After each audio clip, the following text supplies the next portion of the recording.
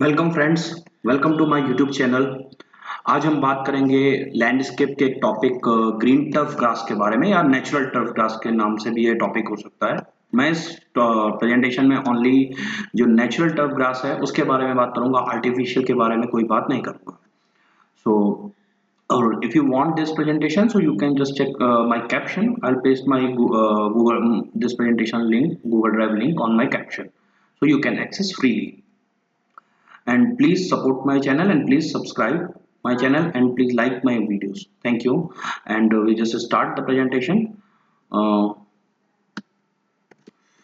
So this is my small intro. I'll just skip this. So these are the my presentation outlines. So firstly I talk about some introduction जिसमें हम turf grass के बारे में बात करेंगे. Then what are the benefits उससे होने वाले. Then उसके बाद हम क्या क्राइटेरिया होना चाहिए सिलेक्शन का. Then after that जो टर्फ ग्रास कल्टीवर्स है उसके बारे में बात करेंगे कि कितने टाइप्स की होती है, कैसे डेवलप करते हैं. देन बेस्ट प्रैक्टिसेस क्या होती हैं शूटिंग उसको लगाने का और मेंटेन करने के लिए. Then at the end with pest और डिसीज से हम लोग इसको एंड करके then we will see the references. Okay, so हमको इंट्रोडक्शन में जो फर्स्ट सेक्शन है that is the why we think about this topic.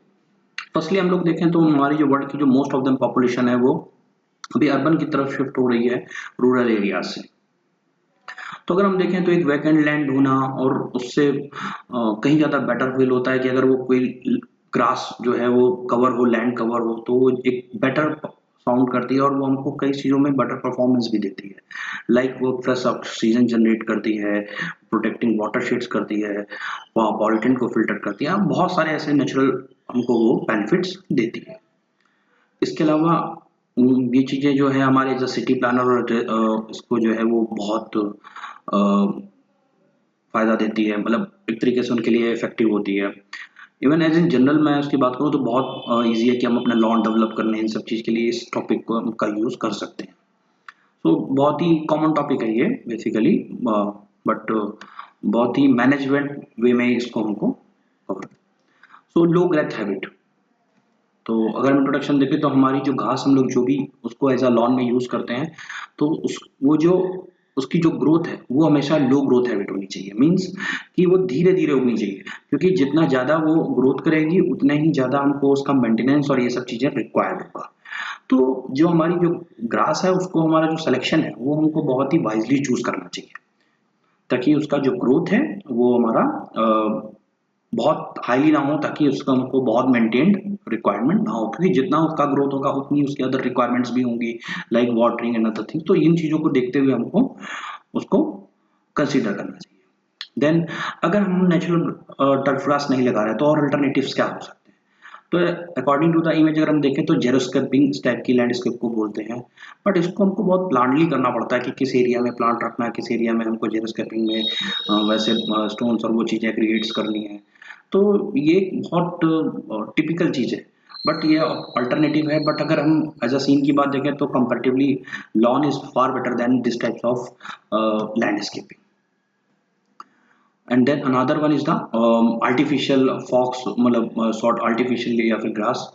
तो इसके साथ सबसे बड़ी प्रॉब्लम क्या है कि जब रन ऑफ का इशू आता है तो इसमें क्या है कि वाटर रन ऑफ जो है हमारा इशू रहता है जनरली इस टाइप के आर्टिफिशियल टर्फ ग्रास में, आर्टिफिशियल ग्रास में. तो मेन इशू वही है. And then another thing is not a natural, तो obviously there are lots of issues eating chemicals और अदर थिंग्स. तो ये एक अल्टरनेटिव है but not a very good alternative.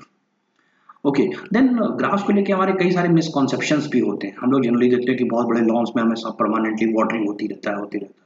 But actually अगर देखा जाए तो अगर हम सही से प्लांट करके टर्फ ग्रास यूज करें then that not a lot of watering required for the grass.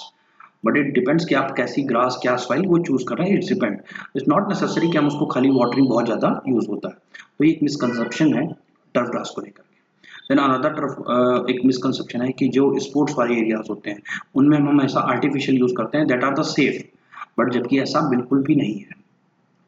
Natural turf grass जो होता है वो जनरली कूलर सरफेस प्रोवाइड करता है, बहुत एक अलग सराउंडिंग कंडीशन प्रोवाइड करता है, जो कि आर्टिफिशियल ग्रास में ऐसा नहीं है. तो ये एक मिसकंसेप्शन एक और था. अब ये जो अपकमिंग 2 स्लाइड्स हैं, तो इनके थ्रू हम देख सकते हैं कि अगर हमारा जो साइट है वो किस सीजन में आ रहा है जनरली, तो उसके अकॉर्डिंग हमको अपनी ग्रास का सिलेक्शन करना चाहिए, टर्फ ग्रास का। तो ये जो हमारे मैंने ऑलरेडी ऑप्शंस दिए हुए हैं, तो ये जितने भी ग्रास के नेम्स हैं, there are more suitable in a case of warm season turf grasses, and these are 3 for the cool season के लिए टर्फ ग्रासेस यूज की जा सकती है। Okay, so they are the from the another section. So obviously आजकल हम सब लोग बात करते हैं सस्टेनेबिलिटी के बारे में, तो अब ऑब्वियसली सस्टेनेबिलिटी का तो अनदर मीनिंग कि हाँ, हम जितना ज़्यादा से ज़्यादा चीज़ें ग्रीन्स करें, जितना ज़्यादा ऑक्सीजन जनरेट करें, जितना ज़्यादा एनर्जी सेव करें, तो दैट्स कम्स अंडर सस्टेनेबिलिटी। तो इसलिए अगर we are using natural turf grass, तो obviously it's come to the sustainability point. Okay, अगर हम नेचुरल ग्रास यूज करते हैं तो ऑब्वियसली है कि they are doing the photosynthesis process, और एज वी नो कि फोटोसिंथेसिस प्रोसेस के थ्रू क्या होता है कि ऑक्सीजन हमारा रिलीज होता है, and then the carbon dioxide जो है वो एब्जॉर्ब करता है। तो ऑब्वियसली है कि एक ऑक्सीजन का जो प्रोडक्शन है वो हाई होगा, देन CO2 रिडक्शन होगा। अब ऑलरेडी CO2 अब्जॉर्ब हो रहा है और ऑक्सीजन रिलीज हो रहा है, तो वहाँ की एयर क्वालिटी भी हमारी इंप्रूव होगी। देन ऑब्वियसली है कि रेन वाटर का जो प्यूरिफिकेशन है वो भी इम्प्रूव होगा। कैसे? क्योंकि जो ग्रास होगा तो वो ग्रास जनरली उस वाटर को एब्जॉर्ब करके नीचे की तरफ सॉइल्स में ट्रांसफर करेगा, ग्राउंड को रिचार्ज करेगा। तो एक तरीके से देखा जाए तो वो रेन वाटर को भी प्यूरिफाइड करता है। Then storm water run off के केसेस में और सॉइल इरोजन के रिडक्शन में भी बहुत हेल्पफुल है। तो इस फिगर्स के थ्रू हम इजीली देख सकते हैं कि यहाँ पे जो यूज किया गया है that is the juniper plants, और here is the turf grass natural. तो अगर हम ध्यान से अगर इस इमेज को देखें तो यहाँ पे हम देख रहे हैं कि यहाँ पे सॉइल जो है वो बह करके ऑलरेडी स्टॉर्म वाटर में आ रही है, बट जहाँ ग्रास एरिया में अप्लाइड है उस एरिया में ये एक भी टर्फ ग्रास भी कहीं से भी जो सॉइल है वो नहीं आ रही है। तो देखा जाए तो सॉइल इरोजन में ये बहुत हेल्पफुल है, और अगर इसका जो स्ट्रॉन्ग वाटर रन ऑफ है रेशियो वो भी कंपैरेटिवली भी बहुत कम होता है। अब बात आती है सेफ्टी की। तो अगर हम लोग हम सभी ने लगभग ये फील किया होगा कि जब हम कभी भी नेचुरल ग्रास पे खेलते हैं या जब टच करते हैं तो we just feel like a cushion. तो उस पे हमको एक सेफ्टी जैसा फील होता है कि वी नो कि it doesn't harm to us. तो एक एग्जांपल भी है कि अगर किसी घास पे जो कि 2 इंचेस की और से आप घास हो टर्फ ग्रास की, तो उस पर अगर आप 10 फीट से एग को अगर आप फेंकेंगे तो भी वो टूटेगा नहीं। सो that is the research example, मैं उसके बारे में बात नहीं करूंगा। बट अगर हम इन जनरल देखें, सॉरी, तो हमारे जो किड्स होते हैं, बच्चे होते हैं हमारे यहाँ सोसाइटीज में, पेट्स में, तो they are more like enthusiasm की, लाइक वो बहुत प्ले करते हैं लॉन्स के उन ग्रास वाले एरियाज में। तो इट्स फील लाइक कि हाँ ये एक सेफर एरिया है। देन अगर हम नेचुरल ग्रास यूज करते हैं तो हमारा जो नीचे का जो ग्राउंड्स का इकोसिस्टम है, लाइक जितने भी हमारे वॉर्म्स और अदर चीज जनरेट बैक्टीरिया, वो सब उनके लिए भी वो एक इकोसिस्टम में वो पार्ट वो जनरेट होता है। हम देख सकते हैं स्पीकर्स के थ्रू। देन ग्रास जो होता है वो अपने आप ही इन्वायरमेंटली डैमेज एरियाज को ट्रांसफॉर्म कर लेता है धीरे धीरे। जैसे कि कोई एरिया में कहीं फ्लड बहुत ज़्यादा आया हो तो उस चीज़ों को वो अपने आप ही ट्रांसफॉर्म कर लेता है, इन्वायरमेंटली डैमेज एरिया जो होती है उनको कवर अप कर लेता है।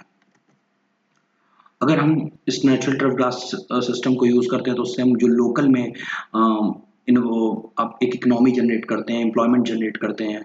इवन अगर जब हम इस टाइप की टेक्नोलॉजी यूज़ करते हैं, इस टाइप का लैंडस्केपिंग यूज़ करते हैं, देन उस प्रॉपर्टी की हम वैल्यूज और इम्प्रूव करते हैं। Okay, so here is the another section. तो अब मेन चीज़ है कि अगर हम टर्फ ग्रास यूज़ कर रहे हैं तो why we use, intended use क्या होता है, तो उसमें हमें सबसे पहले अपना टाइप ऑफ यूज़ डिसाइड करना होता है। सो यूटिलिटी बेसिस का, लॉन का है या स्पोर्ट बेसिस पे है, तो इन चीज़ों में हमें सबसे पहले देखना होता है। सो यूटिलिटी टर्फ ग्रास लाइक कोई रोड साइड के किनारे का है, इंडस्ट्रियल एरियाज का है, या जहाँ पे बहुत ही लो मेंटेनेंस रिक्वायर्ड हो। दूसरा लॉन टर्फ ग्रास, जैसे हमें रेजिडेंशियल एरिया, किसी कॉमर्शियल एरिया, पार्क्स और अदर लैंडस्केप एरिया में जहाँ पे प्लीजिंग अपीयरेंस के लिए वहाँ पे अप्लाई करना हो। और तीसरा जहाँ स्पोर्ट्स के लिए, जैसे गोल्फ कोर्स और अदर स्पोर्ट्स साइट्स के लिए जहाँ पे हमको अप्लाई करना हो। देन सेकंड थिंग कि लॉन की करंट कंडीशन क्या है, तो उस पर हमको जस्ट सम कुछ क्वेश्चन मार्क्स पे हमें ध्यान देना चाहिए कि जो एरिया है उस पर कितना सन का शेड आ रहा है, क्या नहीं आ रहा है, ये चीज़ें। कोई issue, insect disease, soil type क्या है, इरिगेशन सिस्टम क्या हो सकता है, उसकी मेंटेनेंस की कैपेबिलिटीज क्या है, इन सब चीज़ों पे भी हमको देखना चाहिए। Then another thing is important बात कि सॉइल टाइप कैसा है, क्योंकि हर टाइप के सॉइल्स में हर टाइप की ग्रास जो है हमारी वो डेवलप ग्रोथ नहीं होती है, तो हमको ये चीज़ें एक मैच करानी पड़ती है हमारी सॉइल टाइप के साथ, एक परसेंटेज वाइज हमारी टफ ग्रास से। इवन उसमें पीएच, सॉइल में पीएच की रेंज भी हमें देखना पड़ता है कि टू हाई और टू लो ना हो, have a lot of place है, वो भी एक इंपॉर्टेंट फैक्टर है। देन हमको किस टाइप का ग्रास का अपीयरेंस, अपने लॉन का अपीयरेंस चाहिए, ये एक इंपॉर्टेंट फैक्टर करता है, तो हम उसी की बेसिस पे ही ग्रास को सिलेक्ट करते हैं। देन मेंटेनेंस की कैसी रिक्वायरमेंट की, उसको हम ज़्यादा मेंटेन करना चाहेंगे या फिर कम मेंटेनेंस रिक्वायर्ड हो, ऐसा तो इट डिपेंड्स, तो मेंटेनेंस रिक्वायरमेंट में भी एक फैक्टर होता है। Then at the end with budget, because without money is nothing, तो बजट एक इम्पॉर्टेंट फैक्टर है। तो इसके बाद अगर हम देखें तो ये वार्म कंडीशन के लिए है, वार्म क्लाइमेट के लिए, तो जो ये ट्रीज के नेम है, ये बेसिकली शेड टॉलरेंट के, अगर हम किसी घास को शेड के उसमें लगाते हैं तो सबसे लीस्ट परफॉर्मेंस कौन करेगा और सबसे मोस्ट, तो ये एक कैटेगरी है। और दूसरा, अगर हमको पता है कि वो एरिया हमारी साइड ड्राफ्ट बेसिस पे है, तो ड्राफ्ट के केसेस में कौन लीस्ट परफॉर्मर है और कौन मोस्ट टॉलरेंट है, तो इसके थ्रू भी हम सिलेक्शन कर सकते हैं। अब हमारा अनदर सेक्शन, तो इसमें हम ये देखेंगे कल्टीवर डेवलपमेंट। तो बेसिकली जो हमारे रिसर्च हुई है कल्टीवर मतलब ग्रास, टर्फ ग्रास को लेकर के जो डेवलप हुए हैं, वो बेसिकली इन फैक्टर्स पे हुए हैं कि fertility requirement, draft tolerance, cold tolerance, diseases के बेसिस पे, इंसेक्ट के बेसिस पे, nematode tolerance, wear traffic tolerance, moving tolerance, salt production traits, तो इन सब बेसिस पे जो करके कई सारी रिसर्चेस हुई जिनके थ्रू कई सारी हमारी ग्रास की जो है हाइब्रिड्स जो है वो रेडी की गई। तो हम इसमें से कुछ टाइप ऑफ टर्फ ग्रास देखेंगे, उनके कुछ कुछ स्पेशल पॉइंट। तो the first one Saint Augustine grass, तो बेसिकली ये वार्म सीजन के लिए होती है। Okay, in the north bites lack of cold tolerance. Okay, then we say in our image that is the palmetto, so that is the more property turf grass in the world, so it's an excellent choice for shady or sunny lawns। अगर हमारा shady और sunny lawns तो we use the palmetto. Then Citra Blue, so flower वही, अगर हमको अपनी उसकी जो ग्रोथ है बहुत ही स्लोअर चाहिए, so that is a slower vertical growth and a richer cooler, richer colour intensity. हम देख सकते हैं इन तीनों में सबसे ज़्यादा जो डार्क डेंस कलर है वो सिट्रा ब्लू का है। देन अगेन कोबाल्ट, तो ये हाइब्रिड है जो कि फीचर सेंट अगस्टिन बेसिस पे है, और ये सीड टॉलरेंस है बेसिकली, और ये ड्रॉप रेजिस्टेंट भी है। Then Raleigh and Saint Augustine is a cold hardy cultivar with a deep green colour and a coarse texture. उसका जो टेक्सचर है वो एकदम कोर्स बेसिस पे, कोर्स है मतलब मोटा है, मतलब बारीक, बहुत फाइन नहीं है। Then zoysia grass is the low maintenance requirement grass and slow establishment, जहाँ हमें लंबा समय लेना हो, और ये दोनों केसेस में परफॉर्म करती है, शेड और सनलाइट अवेलेबल इन सब स्पेसिस। सो इवन ये ड्राफ्ट प्रोन एरियाज में भी बहुत अच्छा काम करती है। Then same another one is the empire, तो ये बेसिकली जोएसी ग्रास से ही एम्पायर हुआ है, तो उसी से बनाई है। ये जनरली हम यूज करते हैं गोल्फ कोर्स एंड पार्क और कॉमर्शियल लैंडस्केप्स में। Then another one is the Citrajoy, so ये क्रॉस ब्रीड है between zoysia japonica and matrella की। सो ये स्लाइटली बेटर सीड टॉलरेंस है and better colour retention in colder month में है। ऐसा नहीं होता कि कोल्डर के महीने में उसकी जो ग्रास का जो कलर है दैट विल बी चेंजेस, है ना, वो ग्रेइश हो जाए, तो ऐसा नहीं है। Then Bermuda grass, it's a highly visual appeal in homelands, parks and other commercial spaces. It's a fine texture and it's a softer grass varieties in the world. Okay. Then another with the celebration. Okay. So ये basically apart from Bermuda grass varieties से है, तो उसी Bermuda grass से ही breed किया गया हुआ है। देन कॉमन सेंटी, ये सेंटी पेडी ग्रास है, जिसमें से the one is the common, then the centi. तो ये पॉपुलर सबसे टर्फ ग्रास है लॉन में। It's a low moving and fertilisation requirement इसको ज़्यादा नहीं होती है, low growing height also, and इसका जो साइज है ब्लेड का वो मीडियम साइज है, so it has the slowest growth rate of warm season grasses. Then centi is the property centigrade grasses का ही है, और it's a vibrant crab apple green colour that contributes to overall beauty, so sorry provide outdoor setting that demands least amount of challenging environment.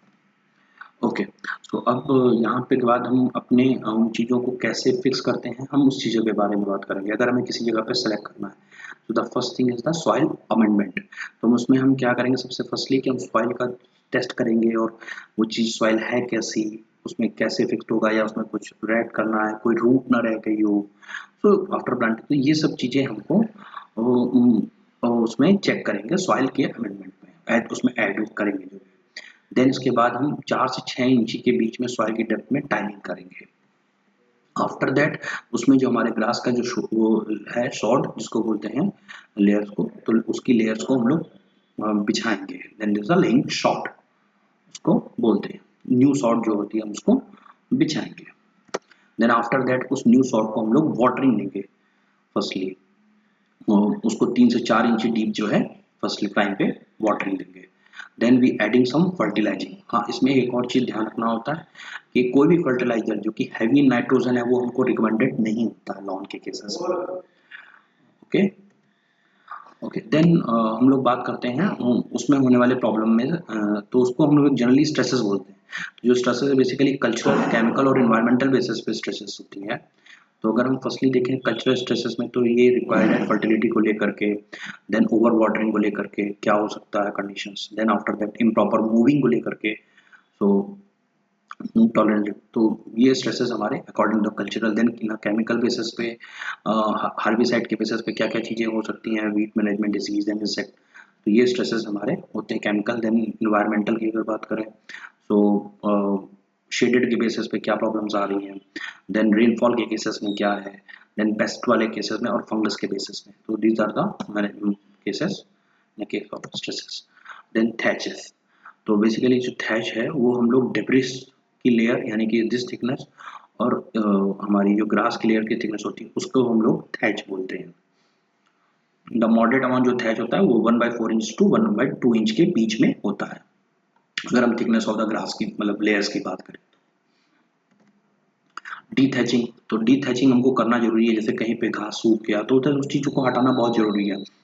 उससे क्या होता है, nutrient, water और air उस एयर को टच करती है अर्थ को, तो it's a better. Even sunlight expose करती है टर्फ ग्रास को, तो ये है जो हमको डीथैचिंग वो हमेशा करते रहना चाहिए। Then other thing is the weed. क्या होता है हमारी उस घास के बीच में कहीं कहीं पे कुछ पौधे, क्योंकि हमारे उस सॉइल में देयर आर समथिंग कुछ बीज या कुछ बीज मतलब रह जाते हैं, तो जो बाद में वाटरिंग के बाद there are something make a plant. तो ये एक बड़ा इशू होता है जब हम एक लॉन या एक बड़े स्केल पे करते हैं, तो भी बट अभी एक कोई प्लांट बीच में निकल आता है उसको, that is the issue.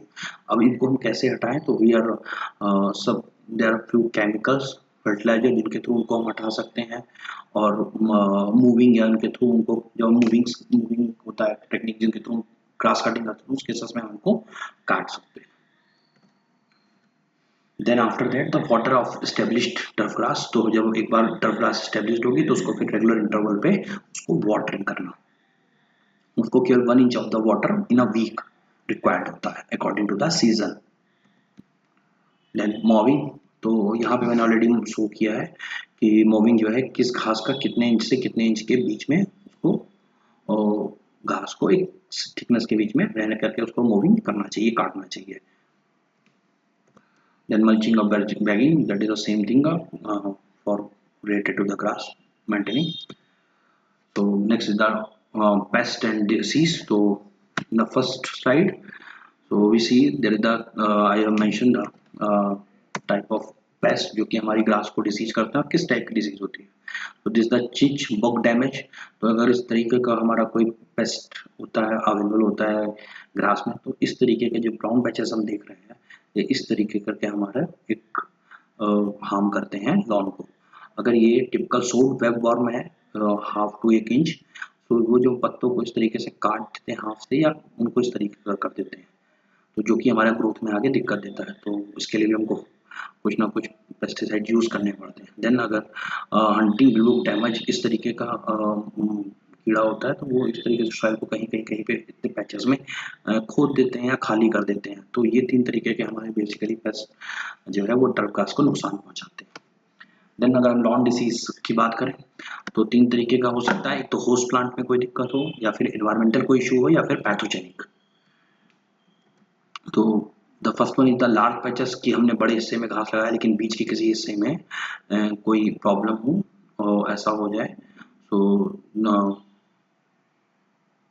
Patch disease, ये बेसिकली फंगल डिसीज के कारण ग्रास में ये इस तरीके का इफेक्ट होता है ओरिजिनल ग्लास में। Under same pathogen cause both disease. Then grey leaf spot, पत्तियों में दिख रहा है जिस तरीके से ये ग्रे तरीके का एकदम सूख जाते हैं, इस तरीके के स्पॉट्स ग्रे लीफ में आ जाते हैं। तो अगर इसको ट्रीट नहीं किया जाए तो ये पूरा का पूरा लॉन खराब कर सकते हैं। देन